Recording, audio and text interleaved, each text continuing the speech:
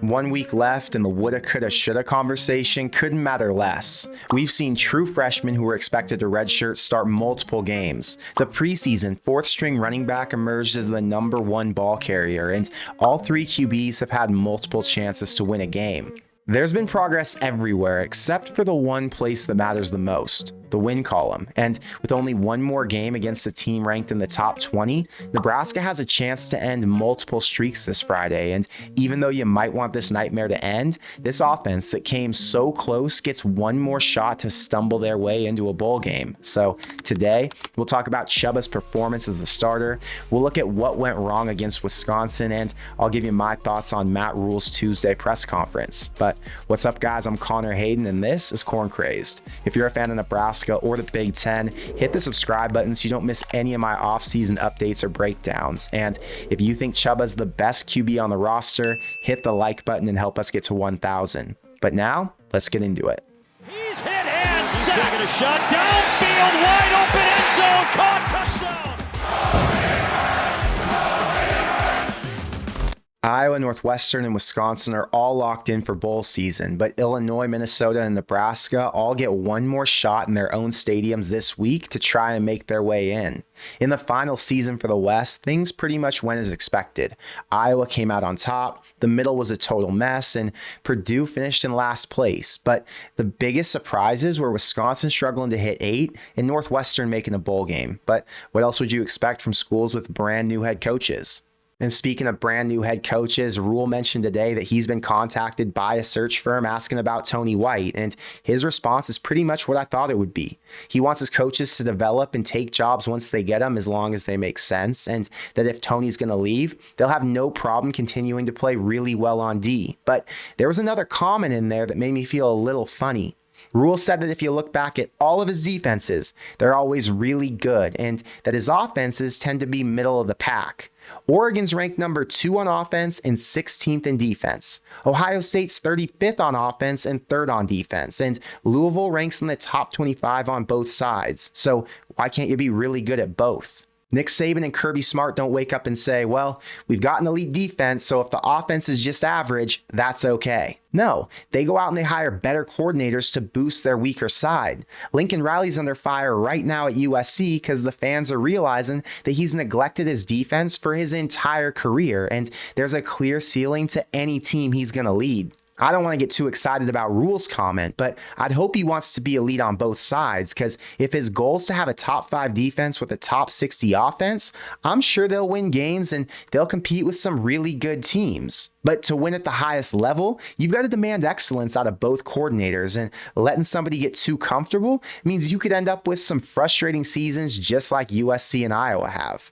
Another thing he mentioned was that the best part about making it to a bowl game is getting to use those extra December practices to develop players who either haven't played very much or who spent this year learning a new position. And for fans, it's great because it's more to talk about, more to watch, and your team isn't looked at as a joke in college football. But for the coaches and players, that extra month of practice pays off in the long run because you get more time working together. Just imagine how much more prepared Chubba Purdy will be going into spring ball after he gets 2 more games and 8 more practices under his belt before the new QB room gets finalized in January. And that brings me to this text I got yesterday. Can we say there's development in the QB room with Chubba? He looks like a different player from last year. Who gets credit? If you watched my post-game reaction, you saw a lot of comments in the chat blaming the loss on the offense's play calling, and there was a lot of anger towards Sat for not running it more on early downs and for putting Chubba in hard-to-convert third and mediums. And I'm not here to defend the play calling because I don't think it helped the offense sustain drives. And since there weren't any turnovers, you got to blame the lack of points on the OC and the player's execution. But I thought this was a great question. Who gets credit for Chubba's turnaround? Last year, he was the number 2 behind Casey Thompson, but it didn't seem like he was given many reps in practice, and Whipple hadn't coached him up enough to put him in a position to be successful. So when his time came, he struggled in games against Illinois, Minnesota, and Michigan. And you might have forgotten already, but I didn't. Nebraska fans were dreading the idea of watching Chubba play this year because he only completed 45% of his throws last season, and he threw 4 interceptions before he ever threw his first touchdown. touchdown. Then this weekend, he completed 60% of his throws. He ran for over 7 yards a carry, and there were multiple drives that looked as good as what we saw him do last week against Maryland. Chuba's brother plays in the NFL, so like Jeff Sims, I'm going to guess he's got a pretty good QB coach. But Satterfield's the reason he was ready to go after Harburg and Sims struggled against Maryland, and he's been as prepared as anybody in that room since he was expected to be the number 2 before he hurt his groin early on this season. There's an argument to be made for him being the one QB on this roster that has a chance to start next year, but we couldn't say that 9 months ago. And now that we've seen he isn't turning it over as much as the other guys, it makes me wonder if Harburg and Sims are just crippled by their own issues, and maybe Satterfield isn't the one to blame for all of the fumbling and interceptions we've seen hold this offense back all year. Today's show is brought to you by the Character Chronicles, where you can find gut reactions, game predictions, player interviews, and more Big Ten content from Adam Carricker over on his YouTube channel. He's got a new video where he breaks down 3 ways Nebraska can improve. So if you haven't had a chance to check that one out yet, you can head over to his channel on YouTube, or you can click the link in the description box below where I linked his website, characterchronicles.com, and he has all of his content posted up there, so it's easy to find. I know it's really easy to get down on the team right now, and I think a lot of Nebraska fans are pretty tuned out after losing 3 games in a row. But even though interest is as low as it's been all season, everybody will be watching the game against Iowa on Black Friday.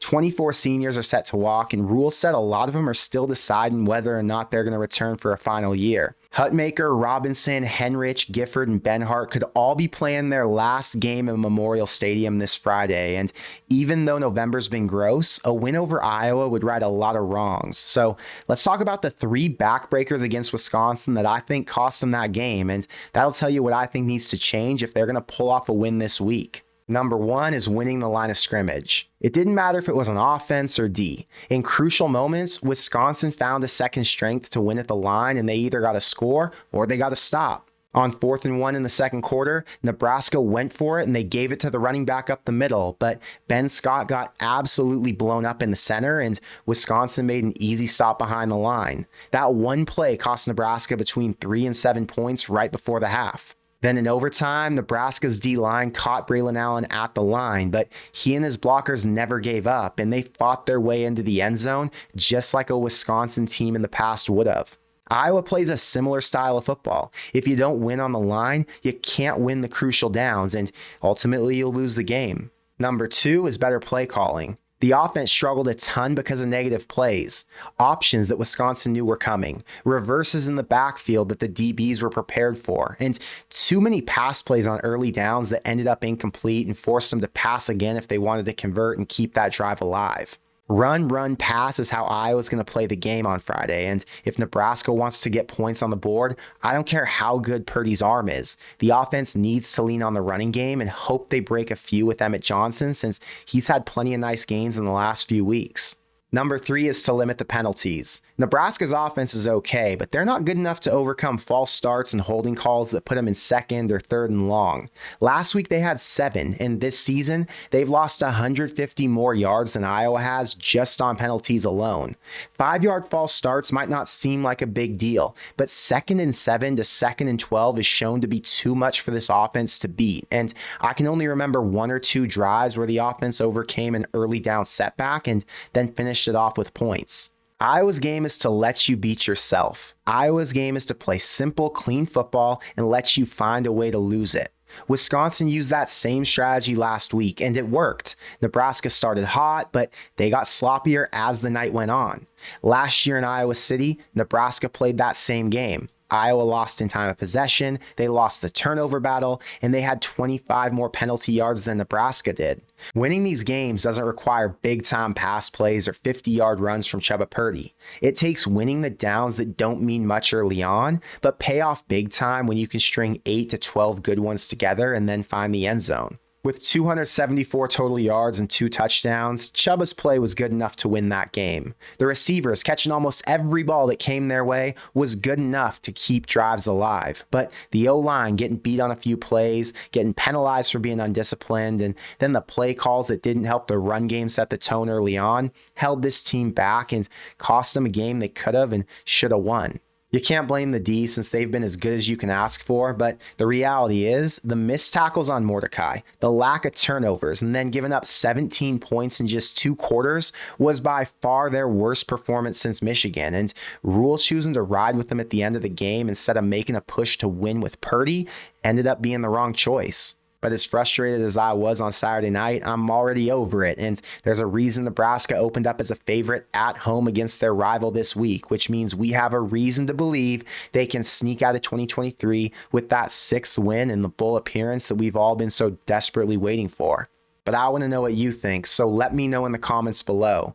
What do you blame for the loss on Saturday now that you've heard Rhule give his thoughts in the last 2 interviews? Do you think Purdy's going to be the future in Lincoln, or are you still waiting to see him win one before you get too excited? And do you think the defense bounces back this week and holds Iowa to less than 17? I'm guessing the senior day energy and the crazy home environment helps them lock back in, and they play up to the level we've seen them at all year. And if they do hold Iowa to less than 14, I'm going to take Nebraska to win this one. But that's all I've got for today. So until next time, thank you for being here, and I will see you in the next one. Go Big Red.